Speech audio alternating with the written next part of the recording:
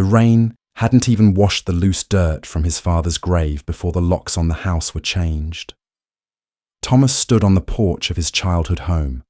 The heavy oak door slammed in his face, a garbage bag of hastily packed clothes in one hand, and exactly $742 in his pocket. His stepmother had smiled when she handed him the eviction notice. Homeless and desperate, Thomas spent his very last dollar on a blind storage locker auction, hoping for a miracle. What he found hidden beneath the dust wasn't just a fortune. It was a 200-year-old secret that would rewrite history and paint a terrifying target on his back. The mahogany casket sank into the muddy earth of Oakwood Cemetery, taking with it the last anchor Thomas Gable had in the world. Arthur Gable, Thomas's father, had been a brilliant, eccentric man, a professor of antiquities who spent more time with dusty maps and forgotten historical ledgers than he did with the living. But in his final 2 years, a sudden, aggressive illness had stolen his mind and his vitality. At 28, Thomas had put his own life on hold, leaving a burgeoning career in architecture to move back home and care for him. He had bathed his father, fed him, and listened to his feverish, disjointed ramblings about the ledger, the colonial cipher, and the thieves in the house. Thomas had dismissed those ramblings as the tragic side effects of dementia. He would soon learn just how tragically wrong he was. The drive back from the cemetery was suffocatingly quiet. Thomas rode in the back of the town car, while his stepmother, Cynthia, sat rigidly in the front, her veil pulled back to reveal a face completely devoid of grief. Next to her was her biological son, Gregory, who was busy texting on his phone, occasionally letting out a soft chuckle as if he were at a coffee shop rather than returning from a burial. Cynthia had married Arthur 10 years ago, an arrangement that had always felt more like a corporate merger than a romance. When they arrived at the sprawling Victorian estate that had been in the Gable family for 3 generations, Thomas bypassed the catered reception in the dining room and went straight to his father's study. The room smelled of pipe tobacco and old parchment. It was his sanctuary, but the sanctuary had been breached. Sitting behind Arthur's massive mahogany desk was Mr. Henderson, the family's estate lawyer. Cynthia and Gregory walked in right behind Thomas, closing the double doors with a soft, final click. "Have a seat, Thomas," Mr. Henderson said, adjusting his wire-rimmed glasses. He didn't look up from the manila folder in front of him. "The funeral guests are literally still taking off their coats, Henderson," Thomas said, his voice tight with exhausted grief. "Can this not wait until tomorrow?" "I'm afraid Cynthia requested we handle this immediately," the lawyer replied, his tone perfectly flat. "Given the unexpected nature of your father's final revisions." Thomas frowned, sinking into a leather wingback chair. "Revisions?" Cynthia stepped forward, resting a manicured hand on the back of the lawyer's chair. She wore a tailored black dress that looked more suited for a gala than mourning. "Your father's mind was failing, Thomas. You know this better than anyone. But before he lost his faculties entirely, he realized who was truly looking out for the estate's future." Henderson cleared his throat and began to read. The legal jargon washed over Thomas in a dizzying wave, but the core message cut through the room like a scalpel. Arthur Gable's original will, which split the estate equally between Thomas and Cynthia, had been voided just 6 months prior. And so, being of sound mind and body, I hereby leave the entirety of my estate, including the residence at 402 Elmwood Drive, all financial assets, and my personal collections, to my wife, Cynthia Gable. To my son, Thomas, I leave the sum of $800, to be paid immediately upon my passing, acknowledging his presence in my life. Thomas sat frozen. The room seemed to tilt. $800. He left me $800 and gave you everything. The house, his research, the antiquities. "It's what he wanted, bro," Gregory chimed in, leaning against the bookshelf with a smirk. "Mom took care of the legal stuff. You just changed his bedpans. That's a forgery. Thomas stood up, his fists clenched at his sides. My father built this collection. He loved this house. He wouldn't have left me with nothing. He wouldn't have left his life's work to a woman who wanted to sell his books by the pound. Careful, Thomas, Cynthia said, her voice dropping to a dangerous whisper. Grief makes people say actionable things. The signatures are authenticated. The witnesses were present. Your father was bankrupting this family with his obsessive purchases of useless historical garbage. I secured our future. Our future? You mean yours? Yes, Cynthia smiled, a cold, thin line across her face. Which brings us to the next order of business. Since the house is now solely in my name, and Gregory will be moving into the primary suite, I'm going to need you to vacate the premises. Thomas stared at her, the breath knocked out of his lungs. Vacate? I live here. I gave up my apartment in Chicago to take care of him, and your services are no longer required, she replied smoothly. You have 30 minutes to gather your personal clothing. Nothing else leaves this house. If you take so much as a silver spoon, I will have you arrested for theft. Gregory, make sure he doesn't steal anything. The betrayal was absolute. It was a flawless, cold-blooded execution. Thomas argued he threatened legal action, but Henderson simply slid a certified check for $800 across the desk, along with a formal eviction notice. Thomas had no money for a retainer, no legal standing, and no energy left to fight. 30 minutes later, flanked by a smirking Gregory, Thomas walked out the front door into the freezing rain. The heavy oak door slammed shut behind him, the deadbolt sliding into place with a definitive clack. He walked to his 2004 Ford Taurus, tossed his black garbage bag of clothes into the passenger seat, and gripped the steering wheel until his knuckles turned white. He had $800, a quarter tank of gas, and no home. 3 days passed in a blur of stale coffee, cold nights, and mounting desperation. Thomas lived in the back seat of his Taurus, parked under the flickering neon sign of a 24-hour diner on the edge of town. He had spent $58 on cheap food, gas, and a gym pass just so he could use the showers. His bank account was practically zeroed out before the funeral, having spent his savings on his father's out-of-pocket medical expenses. He had tried calling lawyers, but the moment they heard Cynthia's name and the estate's legal firm, they asked for a $10,000 retainer. He was trapped. On the fourth morning, shivering under a thin fleece blanket, Thomas sat in a booth at the diner, nursing a black coffee. He aimlessly flipped through the local newspaper someone had left on the table. His eyes drifted over the classifieds, blurring together until one block of bold text caught his attention. Public auction, abandoned property, West Side Storage Solutions. Today at 10 a.m., cash only. All sales final. Thomas stared at the ad. Storage units. A memory pierced through his brain fog. 6 months ago, right around the time Cynthia claimed the will was changed, his father had disappeared for an entire afternoon. Thomas had panicked, driving around the city for hours until Arthur finally pulled up to the house in a rented moving van. When Thomas asked him where he had been, Arthur had grabbed him by the shoulders, his eyes wild and lucid. I hid it, Tommy. I hid the legacy. The wolves are in the house, but they won't find the meat. Look for the scar on the brass. Thomas had assumed it was dementia talking.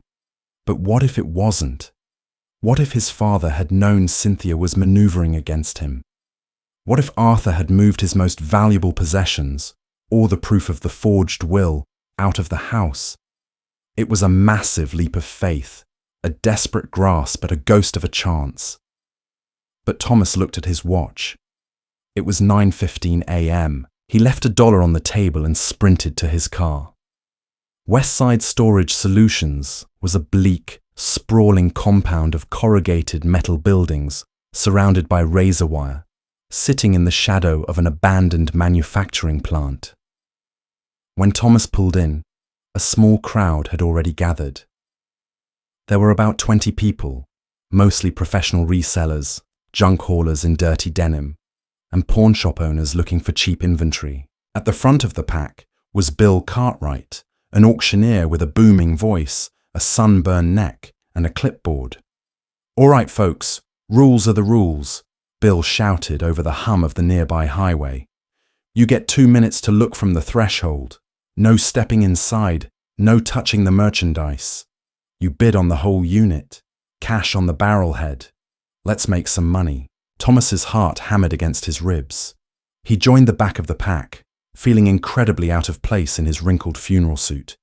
He patted his pocket. $640 in cash, which he had withdrawn from the bank that morning. It was his entire net worth. They moved from unit to unit. The first 3 were busts, full of mouldy mattresses, broken children's toys, and cheap plastic furniture. The regulars bought them for $50 a pop just to recycle the scrap metal. Then they reached Unit 414. Bill cut the facility's padlock with a pair of heavy bolt cutters and rolled up the groaning metal door. A cloud of stale, musty air rolled out. "All right, Unit 414, Bill announced. "Delinquent account. Renter stopped paying 6 months ago. 2 minutes, folks. Line up." Thomas shoved his way toward the front. The unit was deep and dimly lit.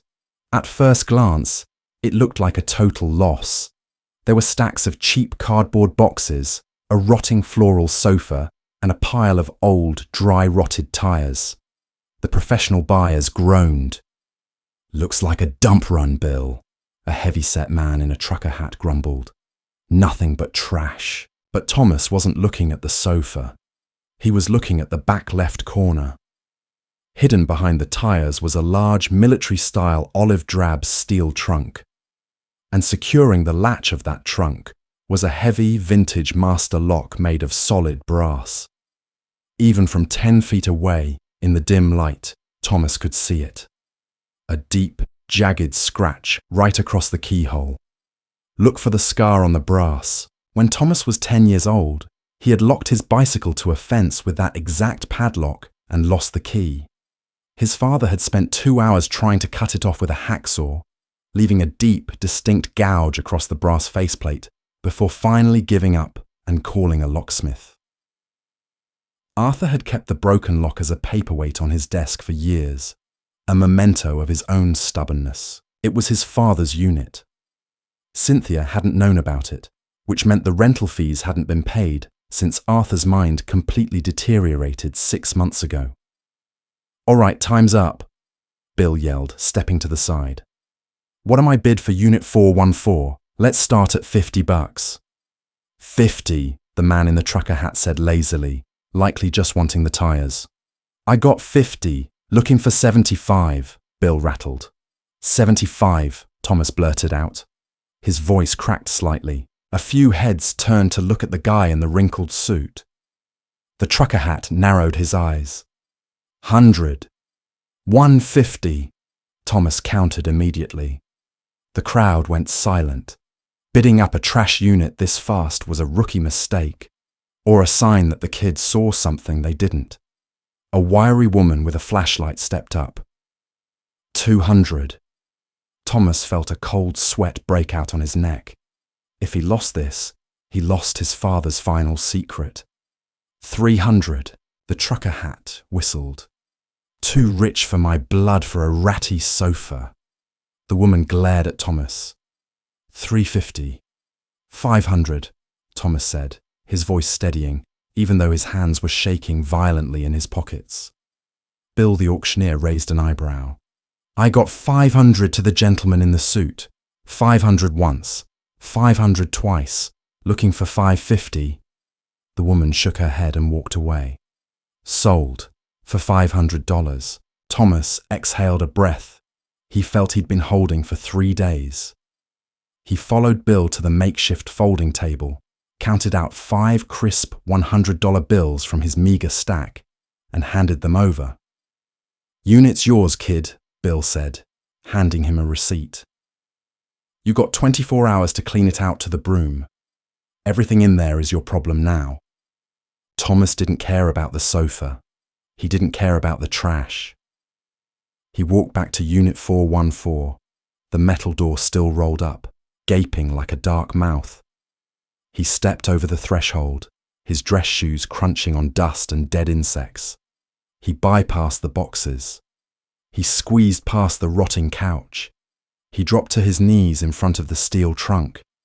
He reached out and traced the jagged scratch on the brass padlock. It was real. Now, he just had to get it open. The reality of his situation set in as Thomas stood alone in the cavernous, dusty unit. He had just spent $500 on a locked box. He had $140 left to his name. If this trunk contained nothing but old clothes or Arthur's deranged scribblings, Thomas would be entirely destitute, facing the brutal winter of the city with nothing but a car heater that barely worked. He walked back to his Taurus and retrieved a tire iron from the trunk. Returning to the unit, he took a deep breath, wedged the flat end of the tire iron against the hasp of the trunk, and threw his weight against it. The metal groaned but held. He repositioned, gritted his teeth, and shoved with everything he had, letting out a sharp grunt of exertion. With a loud crack that echoed through the empty metal corridor, the rusted latch gave way, ripping the screws straight out of the steel casing. Thomas tossed the tire iron aside. His hands hovered over the lid of the trunk. The air was thick with the smell of mildew and old secrets. He flipped the heavy latches on either side and slowly pushed the lid open. There was no gleam of gold. There were no stacks of cash. A wave of crushing disappointment hit him so hard his knees felt weak. The trunk was filled with what looked like absolute garbage. Rolled up canvas tarps, a stack of moth-eaten wool blankets, and several rusted coffee tins filled with assorted bolts and screws. "No," Thomas whispered, his voice echoing hollowly in the storage unit. "No, Dad, please. Tell me this wasn't just the dementia." He began furiously pulling things out of the trunk, tossing the blankets and tarps onto the concrete floor. He emptied the coffee tins, the hardware clattering noisily. He reached the bottom of the trunk. It was bare olive-drab steel. Empty. Thomas sat back on his heels, burying his face in his dirty hands. The tears he had been holding back since the funeral finally threatened to spill. He had lost. Cynthia had won. He was homeless, broke, and entirely alone. He slammed his fist against the inside floor of the trunk in frustration. Thud. Thomas stopped. He blinked, staring at the bottom of the trunk. He knocked his knuckles against the steel side wall. Clink. A high, metallic sound. He knocked his knuckles against the floor of the trunk again. Thud. A dull, hollow sound. His heart leapt back into his throat. A false bottom. He ran his fingers along the seams of the floor plate. In the back right corner, he felt a tiny, almost imperceptible indentation. He pressed his thumb hard against it. With a soft click, the steel plate popped up 1/2 inch. Thomas grabbed the edge and hauled the heavy false bottom up and out of the trunk. Beneath it lay a cavity lined in pristine black velvet, and nestled within that velvet were 3 items that made the air completely rush out of Thomas's lungs. The first was a thick, leather-bound ledger, its pages yellowed and fragile. The second was a heavy, ornate wooden humidor box. The third was a simple white envelope with his name, Thomas, written on it in his father's elegant, sweeping calligraphy. Thomas's hands shook as he reached for the envelope. He tore it open, pulling out a single sheet of heavy stationery. The date at the top was from 8 months ago, 2 months before Cynthia claimed the will was altered, and right before Arthur's mind had seemingly shattered. "My dearest Thomas, if you are reading this, it means I am either dead or my mind has finally succumbed to the poison. I write this with absolute clarity, so you must believe every word. Cynthia is not who she claims to be. She did not marry me for love, nor did she marry me for the house. She married me to get access to my research. She is an agent for a very old, very dangerous syndicate. Thieves of history who bury the truth to protect the power of a few. I realized her intentions too late. When I began to hide my findings, she began dosing my tea with heavy metals. The dementia was chemically induced. I am dying, Thomas, and she is murdering me in plain sight. Thomas stopped reading. The blood roared in his ears. Poison. Murder. Cynthia hadn't just stolen his inheritance. She had slowly, methodically killed his father. A cold, absolute rage ignited in his chest. He forced his eyes back to the letter. She is searching for the Washington cipher. For 30 years, I tracked its movements through history. The ledger in this trunk contains my life's work, the absolute proof of the cipher's existence, and the map to its final resting place. The artifact in the wooden box is the key. The cipher is not just a treasure, Thomas. It contains the blackmail of an entire nation's founding fathers, secrets that men have killed for and will kill for again. Cynthia forged my will to seize my files, but I destroyed the digital copies and moved the originals here. Do not trust the police. They are bought. Do not trust Henderson. Take the ledger, take the key. Find what I could not. Expose them. Avenge me. I love you, my son. Forgive me for leaving this burden upon you. Dad. Thomas lowered the letter. The storage unit around him seemed to shrink, the shadows pressing in. He carefully picked up the wooden humidor. He unlatched the brass clasp and opened it. Inside sat an object that looked like it had fallen out of a steampunk nightmare. It was a heavy brass cylinder about the size of a water bottle, covered in interlocking rings. Each ring was etched with strange, archaic symbols, numbers, and Latin letters. At the top of the cylinder was a compass dial, but instead of north, south, east, and west, it pointed to astrological signs. It was perfectly preserved, gleaming dully in the low light of the storage unit. This was the key to a 200-year-old conspiracy, the key to taking down the woman who murdered his father. Suddenly, the screech of tires echoed through the quiet storage facility. Thomas froze. He scrambled to his feet, peering around the edge of the rolled-up metal door. At the front gate of the facility, a sleek black Mercedes SUV had just violently jumped the curb. Two men in dark suits stepped out. They didn't look like storage auction regulars. They looked like professional violence. And walking behind them, shielding herself from the residual drizzle with an expensive black umbrella, was Cynthia.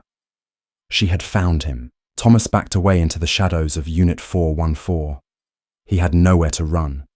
He had a cryptic ledger, an ancient brass puzzle, and a tire iron. The wolves had arrived, but they were about to find out that Thomas Gable was no longer the helpless son they had thrown into the street. The crunch of expensive leather shoes on loose gravel echoed down the corrugated metal hallway. Thomas backed himself against the cold steel wall of Unit 414, clutching the heavy brass cylinder to his chest like a newborn child. He shoved the leather ledger and his father's letter deep into his garbage bag of clothes, knotting the top tight. His breathing was shallow, rapid, and painfully loud to his own ears. "Check the log at the front office," Cynthia's voice rang out, sharp and commanding, cutting through the damp morning air. "I want to know exactly which unit Arthur rented, and I want to know who bought it. If that auctioneer gives you any trouble, break his jaw." "Yes, ma'am," a deep, gravelly voice replied. "He's here," Cynthia continued, her heels clicking closer. "Henderson's paralegal flagged the cash withdrawal from Thomas's account an hour ago. He's desperate. He wouldn't have gone anywhere else." Thomas's mind raced. He was trapped at the end of a long, narrow corridor of storage units. There was no back exit. The only way out was past Cynthia and her hired muscle. He looked down at the tire iron lying in the dust. He could fight, but two armed professionals against an exhausted, grieving architect wasn't a fight. It was an execution. And if he died here, Arthur Gable's murder would look like a natural tragedy forever. He needed a distraction, a massive one. He scanned the dim, trash-filled unit. The rotting floral sofa, the stacks of cardboard, the dry, rotted tires. Above him, a single exposed bulb hung from a wire cage. Beside the bulb, a standard industrial sprinkler head protruded from the ceiling, painted red. Thomas looked at the rusted coffee tins full of heavy bolts he had dumped on the floor. "Unit 414, ma'am," the gravelly voice called out from the front of the complex. "Auctioneer says a kid in a cheap suit bought it 10 minutes ago. Don't let him leave," Cynthia ordered. "Kill him if you have to. Just get me the ledger." They were coming down the aisle. 30 seconds, maybe less. Thomas grabbed a handful of the heavy iron bolts. He stepped up onto the armrest of the floral sofa, balancing precariously. He took aim at the red glass bulb of the sprinkler head. He threw the first bolt. It clanged against the metal cage, missing the glass. The footsteps grew louder. "He's down this row. Doors open." Thomas gritted his teeth, gripped a heavy lug nut, and hurled it with every ounce of strength he had left. Crack! The tiny red glass vial inside the sprinkler head shattered. For a split second, nothing happened. Then, a deafening mechanical shriek pierced the air as the fire alarm triggered. A fraction of a second later, a torrent of pressurized, putrid black water, stagnant in the pipes for decades, exploded downward. The pressure was immense. The water hit the concrete floor and blasted outward, carrying with it a wave of rust and filth. Instantly, the alarm system triggered the entire grid. Every sprinkler in the facility blew simultaneously. "What the hell is this?" Cynthia screamed from down the hall, her voice barely audible over the blaring klaxons and the roaring water. "It's a system dump. We can't see anything," one of the men yelled. The hallway became a blinding monsoon of black water and flashing strobe lights. Thomas grabbed his garbage bag, pulled his suit jacket over his head, and bolted out of Unit 414. He didn't run down the center of the aisle. He hugged the metal doors, sliding through the shadows. Through the deluge, he saw the silhouettes of the two men. They had drawn handguns and were blindly wiping the sludge from their eyes. Cynthia was backed against a wall, her expensive umbrella completely useless against the torrential downpour from above, her designer dress ruined. Thomas slipped past them, moving like a ghost in the chaos. He reached the end of the aisle, rounded the corner, and sprinted for the chain-link gate. His Ford Taurus was parked just outside, the engine cold. He threw the bag into the passenger seat, fumbled with his keys, and jammed them into the ignition. The engine sputtered, coughed, and roared to life. As he slammed the car into reverse, a figure emerged from the curtain of water. It was one of the men in suits, his gun raised. Bang! The driver's side mirror exploded in a shower of glass and plastic. Thomas ducked, throwing the car into drive, and slammed his foot on the gas pedal. The Taurus fishtailed on the wet pavement, the tires screaming before catching traction. He tore out of the facility, running a red light and vanishing into the labyrinth of the city's industrial district. He drove recklessly for 20 minutes, taking random turns, weaving through alleyways, until he was absolutely certain he had lost the black Mercedes. Only then did he pull into the decaying parking lot of a cheap, cash-only motel on the outskirts of the city. He paid for 2 nights under a fake name, locked the deadbolt of room 112, and collapsed onto the bed, drenched, shivering, and clutching the brass cylinder. He was a rat in a maze, but he had just bitten the hand of the scientist. Now, he had to figure out what the maze meant. The motel room smelled of stale cigarette smoke and cheap bleach. Thomas stripped off his ruined suit, took a blistering hot shower to wash away the cemetery mud and the stagnant sprinkler water, and put on his only clean pair of jeans and a grey sweater. He pulled the rickety desk chair to the centre of the room, turned on the single flickering lamp, and carefully laid out his father's legacy: the heavy leather ledger and the brass cylinder. He opened the ledger. The pages were dense, filled with his father's frantic, brilliant scrawl. It wasn't just a diary. It was a forensic dissection of American history. There were newspaper clippings from the 1800s, photocopies of colonial shipping manifests, and detailed chemical analyses of toxins. Thomas turned to a page bookmarked with a dried leaf. It was a breakdown of Cynthia's background. Cynthia Warren, not her real name. A cleaner for the Keystone Order, a syndicate operating in the shadows of the American financial system since 1791. They bury historical truths that threaten modern fortunes. They want the Washington cipher because it contains the original blackmail ledgers of Alexander Hamilton, proof that the foundation of the country's banking system was built on theft and extortion by the founding elites. If the cipher goes public, the bloodlines that control Wall Street today would be destroyed by the ensuing scandal and legal reclamation. Thomas read the words twice, his heart heavy. His father hadn't been crazy. He had been a hero, fighting a silent war in his study while his own wife poisoned his tea. He flipped the page. Here, the writing changed from history to architecture. The cipher is locked behind a mason's puzzle. The key is the brass astrolabe. Thomas picked up the heavy cylinder. The astrolabe.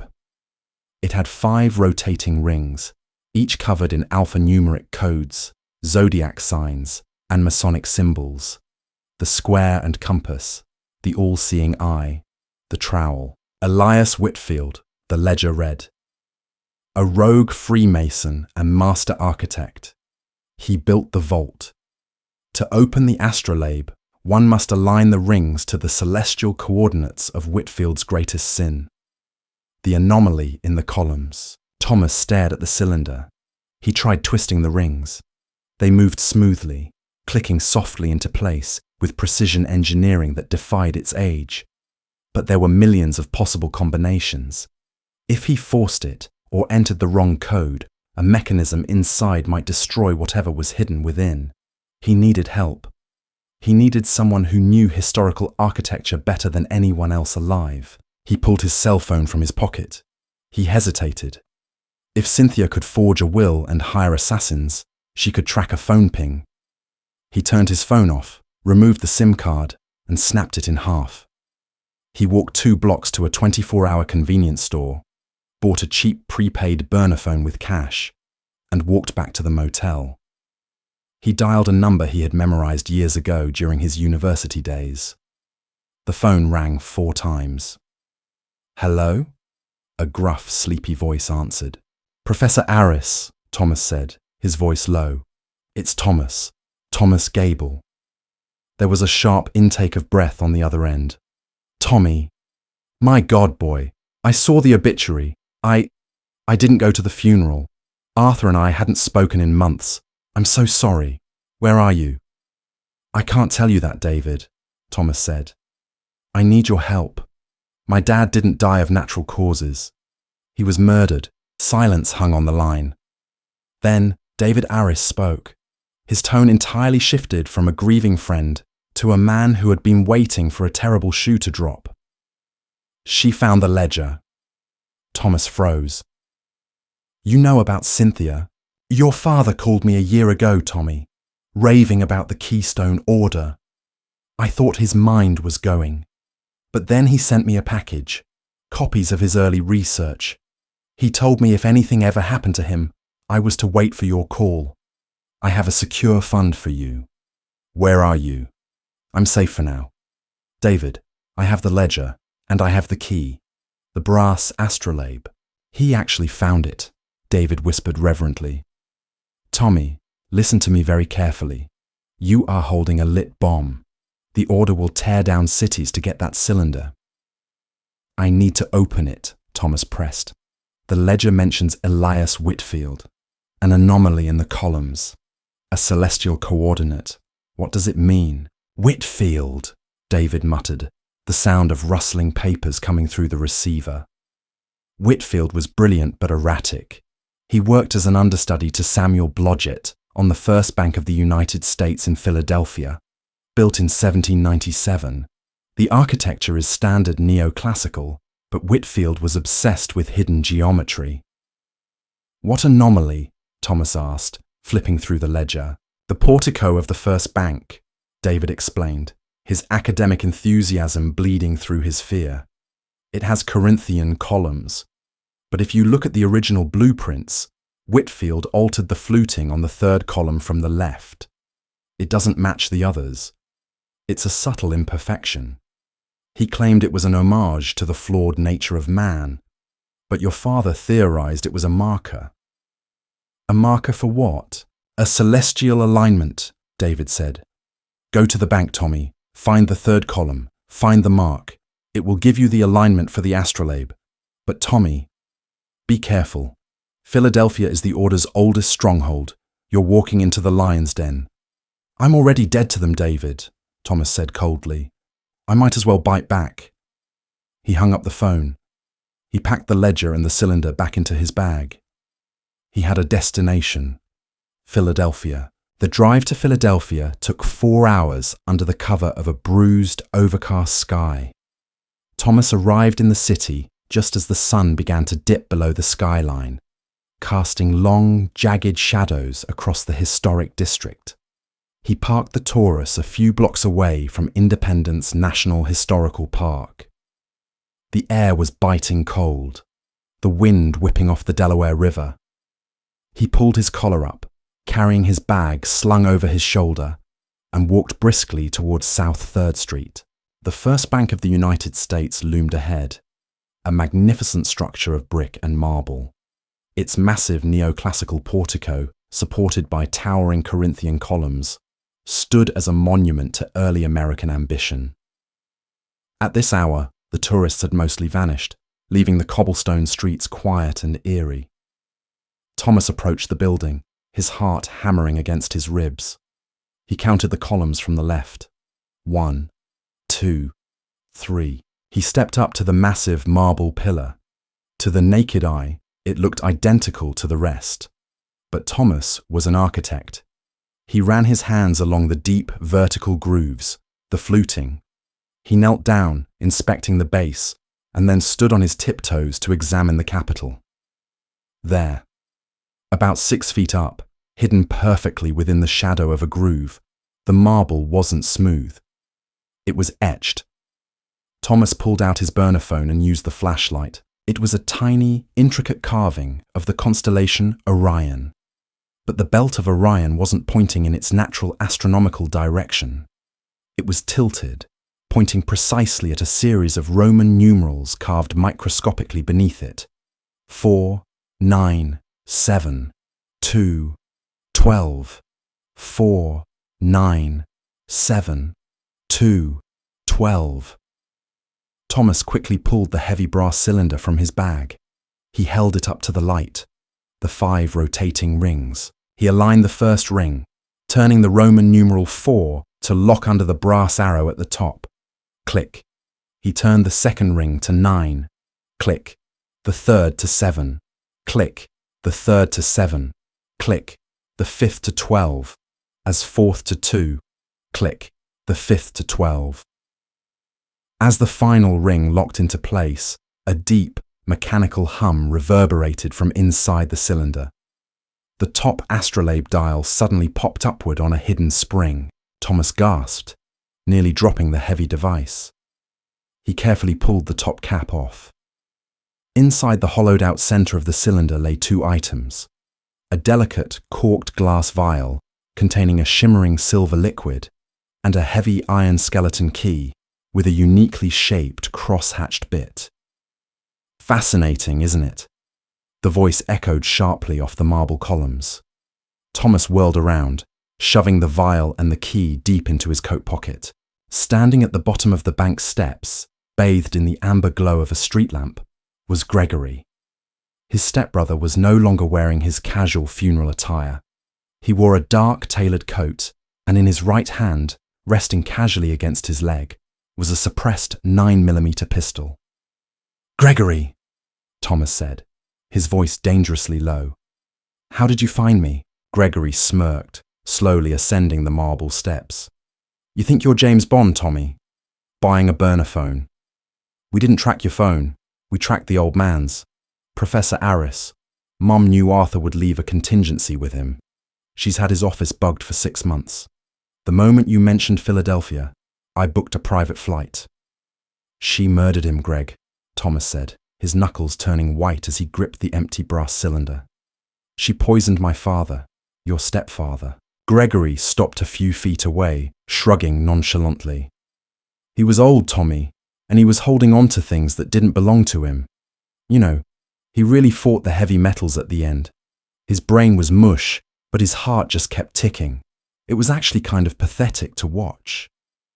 A red-hot wave of fury blinded Thomas.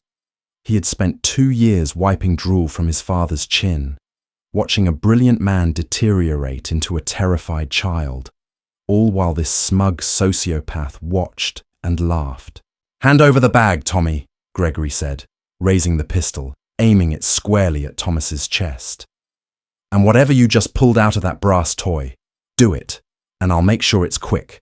Don't, and I'll shoot you in the kneecaps and drag it out of you." "You want it," Thomas yelled, his voice echoing down the empty street. "Fetch!" Thomas hurled the heavy brass cylinder directly at Gregory's face. Gregory flinched, raising his arm to block the heavy projectile. The brass smashed into his forearm with a sickening crunch. Gregory cried out, his finger spasming on the trigger. Pfft! A suppressed bullet chipped the marble column right next to Thomas's ear, raining sharp stone fragments across his cheek.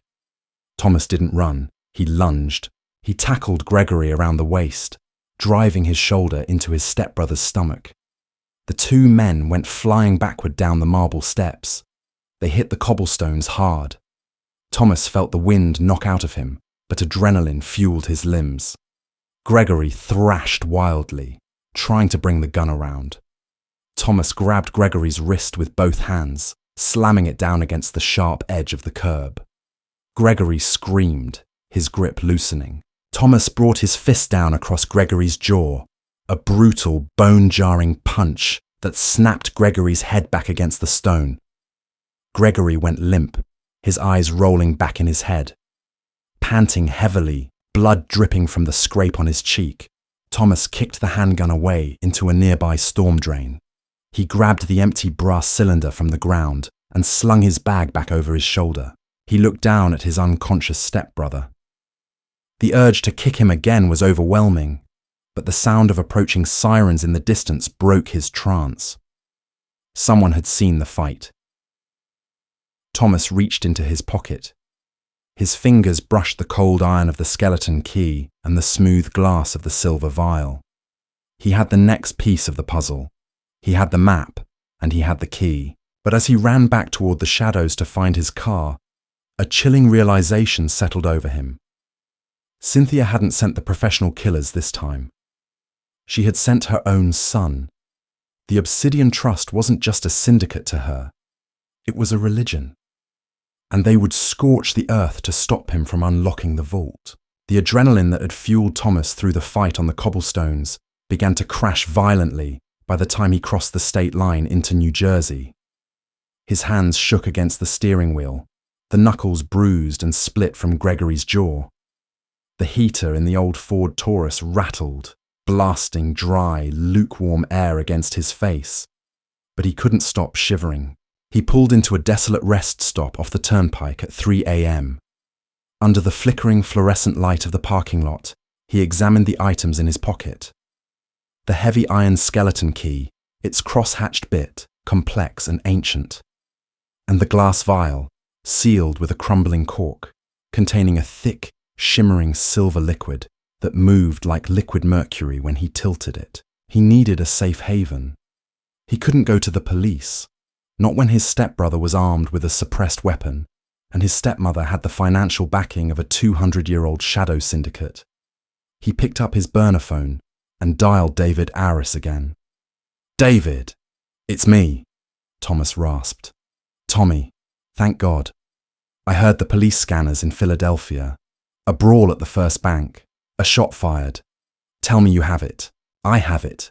A key and a vial. But they knew I was there, David. Gregory ambushed me. Cynthia is listening to your office." "I know." The professor's voice trembled. "After you hung up, I swept my study, found a microscopic transmitter wired into the base of my desk lamp.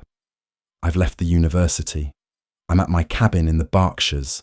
No electronics, no Wi-Fi, just wood stoves and books. Do you think you were followed? No. I took back roads for 2 hours before hitting the highway, Thomas said, rubbing his exhausted eyes. I'll be there by dawn. The drive north into Massachusetts was a grueling test of endurance.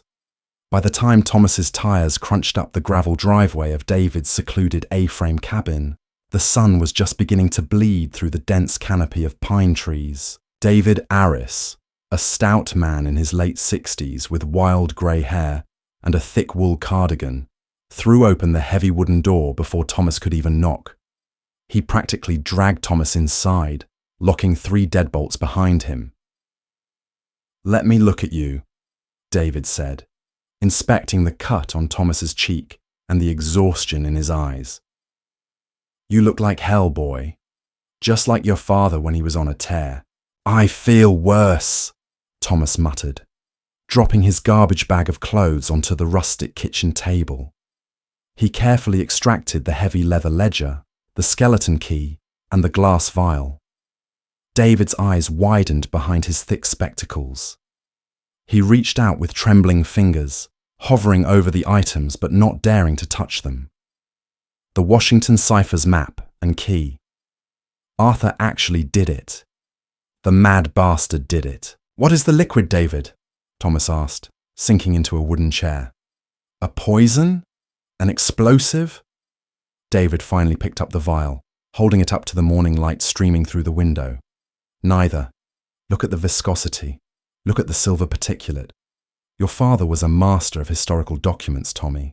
Have you ever heard of sympathic inks?" "Invisible ink?" Thomas frowned. "Like lemon juice and heat. A child's parlour trick," David scoffed gently.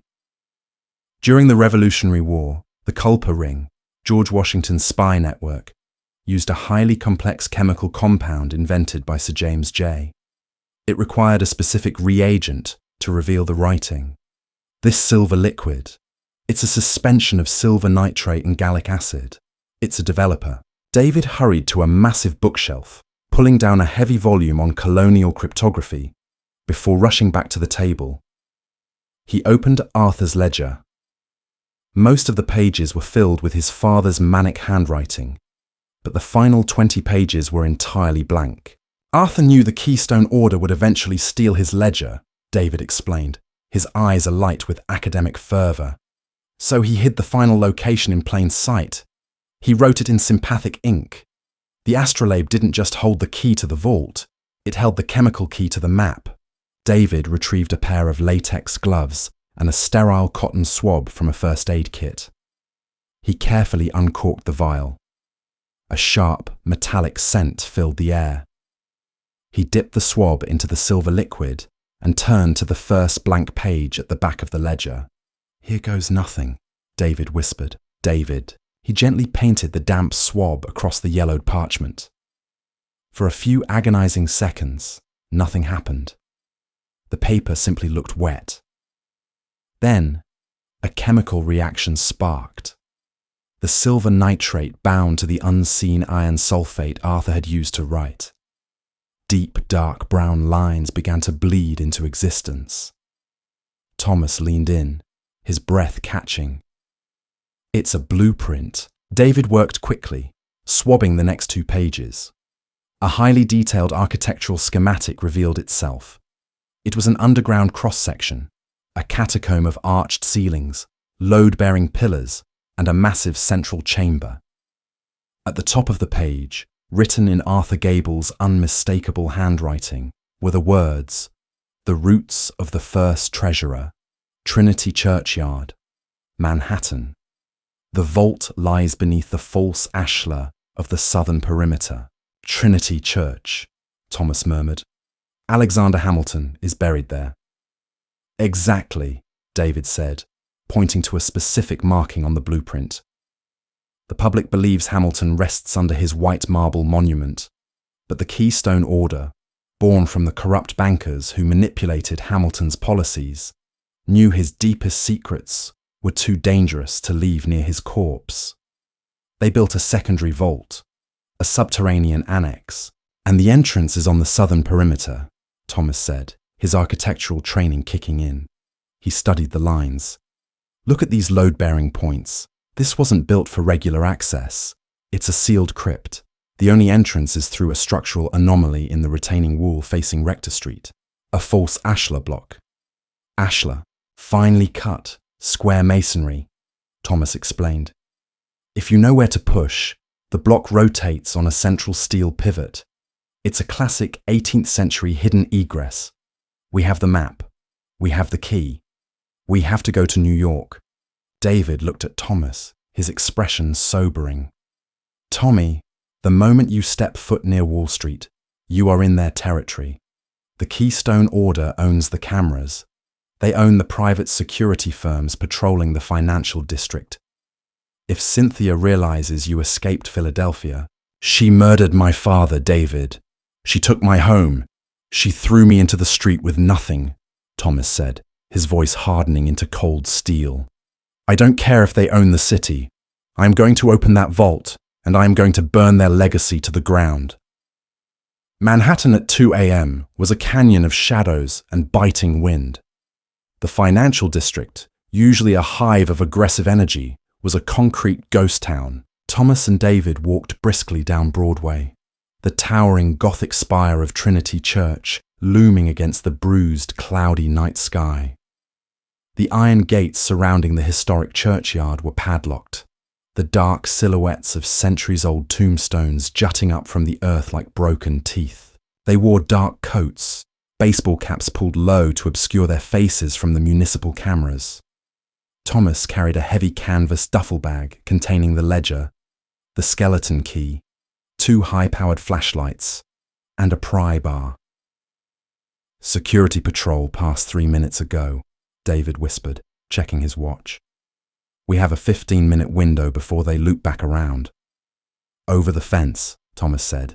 He offered David a boost, helping the older man awkwardly clamber over the spiked iron fence before vaulting over it himself. They landed softly in the damp grass of the graveyard. The silence was immediate, insulated by the dense stone of the surrounding skyscrapers. They moved swiftly through the rows of graves, giving a wide berth to the prominent white pyramid of Alexander Hamilton's public monument. They headed toward the southern edge of the property, bordering Rector Street. Here, an ancient moss-covered retaining wall held back the elevated earth of the graveyard. Thomas pulled the blueprint from his pocket, illuminating it with a narrow beam of his flashlight. He counted the large, square ashlar blocks from the eastern corner. 17 blocks down, 3 blocks up, Thomas muttered, pacing along the wall. He stopped in front of a massive slab of dark granite. It looked entirely solid, indistinguishable from the rest of the wall. Thomas ran his gloved hands along the mortar joints. It's a dry joint. No mortar here. It's just dust and age holding the illusion. He wedged the pry bar into the microscopic gap on the left side of the block and threw his weight against it. For a terrifying moment, the stone refused to yield. Then, with a deep, grinding groan of stone on stone, the massive block pivoted inward on a hidden, perfectly balanced central axis. A wave of air, cold, dead, and smelling of dry earth and old copper, spilled out into the graveyard. My God, David breathed. Hurry, Thomas said. He slipped through the narrow gap, plunging into total darkness. David followed, and together they pushed the heavy stone block back into place. The grinding sound stopped with a definitive click. They were sealed inside. Thomas clicked his flashlight onto its highest setting. They were standing in a narrow vaulted corridor, constructed of dark red brick. Thick webs of dust hung from the ceiling. The air was incredibly stale, making it difficult to pull a full breath. At the end of the 30-foot corridor was a heavy door made of solid, rusted iron, riveted into a stone archway. They approached the door cautiously. In the dead center of the iron was a large, complex keyhole. Thomas reached into his pocket and pulled out the iron skeleton key he had retrieved from the brass astrolabe. His hands were remarkably steady. He slid the cross-hatched bit into the lock. It fit perfectly. He took a breath and turned it clockwise. The mechanism inside was massive. They could hear the heavy tumblers falling into place. Clack, clack, clunk. A heavy deadbolt slid back with a reverberating thud. Thomas grasped the iron ring handle and pulled. The door swung outward with an agonizing screech of rusted hinges. The beam of Thomas's flashlight cut through the darkness of the chamber beyond, revealing an architectural marvel that shouldn't have existed beneath the streets of New York. It was a circular crypt, the ceiling supported by 6 massive Doric columns. In the center of the room sat a solid stone plinth, and resting upon it was a heavy, lead-lined chest, secured with 3 thick leather straps that had dried and cracked with age. "The Washington cipher," David whispered, his voice trembling with awe. 2 centuries of blackmail, the foundation of America's shadow economy.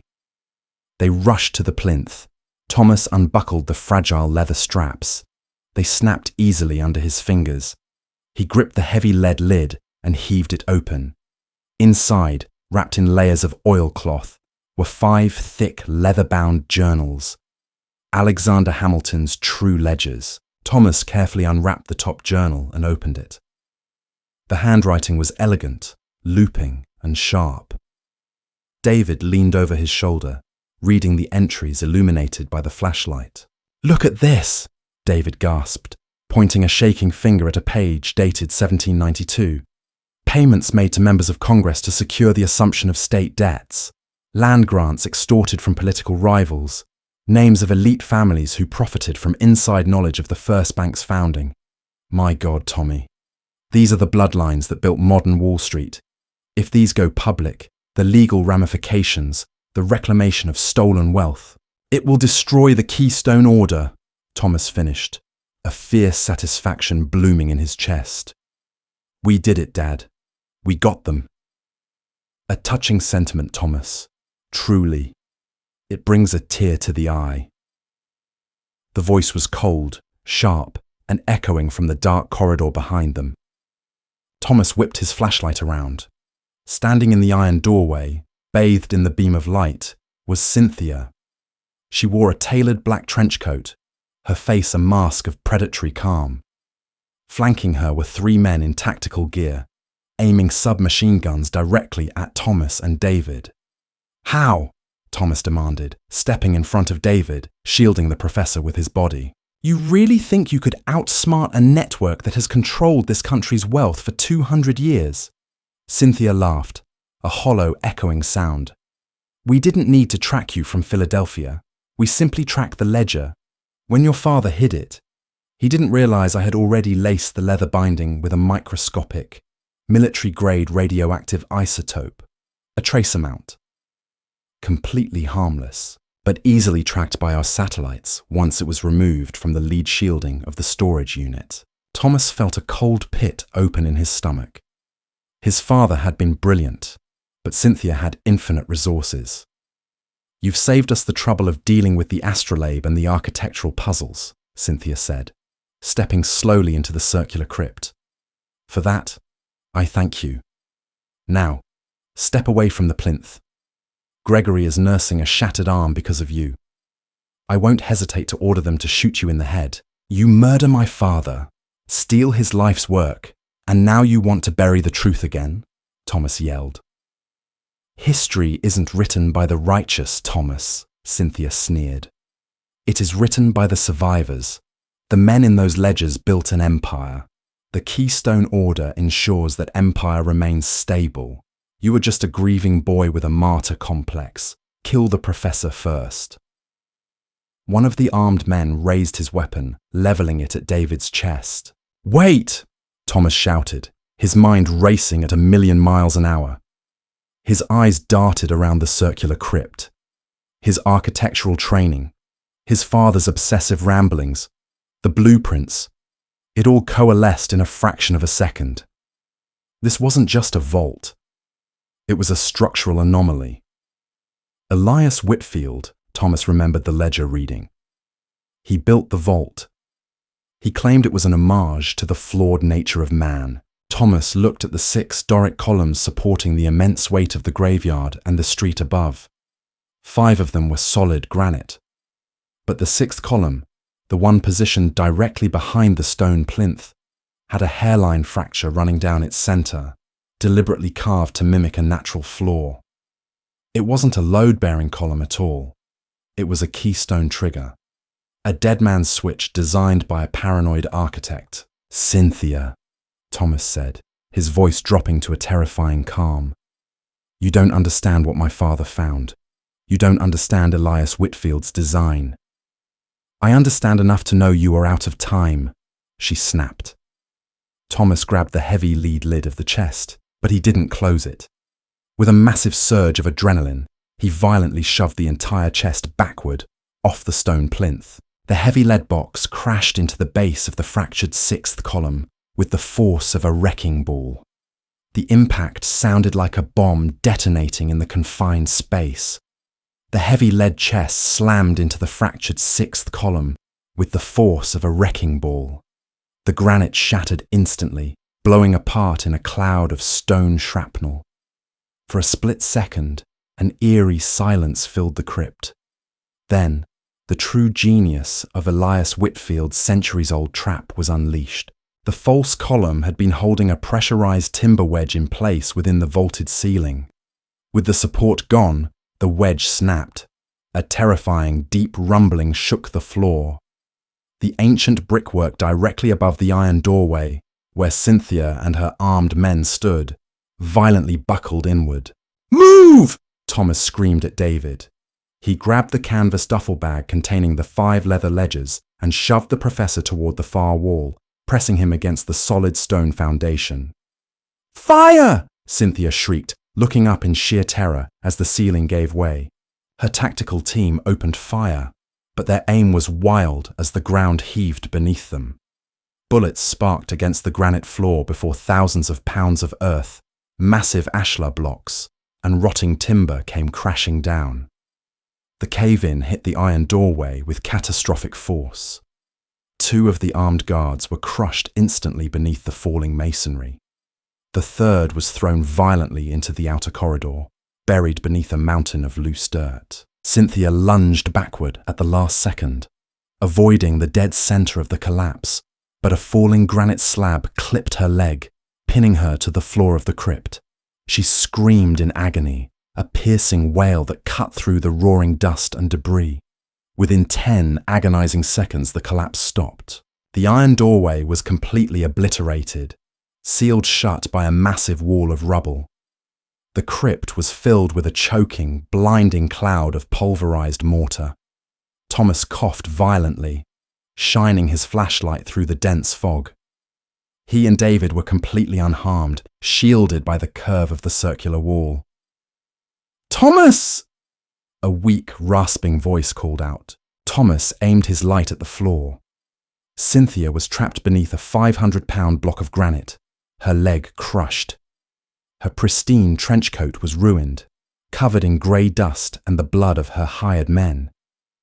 "Help me," she gasped, her mask of cold, calculating superiority entirely shattered, replaced by raw, animal terror. "Thomas, please. I can give you the money, the estate, everything. Just get this off me." Thomas walked slowly toward her, his boots crunching heavily on the debris. He stopped just out of her reach, looking down at the woman who had methodically poisoned his father and thrown him into the freezing rain. "You didn't just steal a house, Cynthia," Thomas said, his voice echoing coldly in the ruined tomb. "You stole a brilliant man's mind. You stole his dignity." "I was following orders!" she cried, clawing desperately at the stone floor. "The order! They'll kill me if I fail! You can't escape!" "I don't need to escape," Thomas said, hefting the heavy duffel bag. "I'm going to tear them down." "How are we getting out of here, Tommy?" David asked, approaching through the dust. "We're buried alive." Thomas pointed his flashlight upward. Where the cave-in had occurred, a small, jagged hole had opened up to the surface, He could see a tiny patch of the dark night sky and hear the faint wail of approaching sirens, responding to the seismic tremor. "We climb," Thomas said. He looked down at his stepmother one last time. "The police are coming, Cynthia.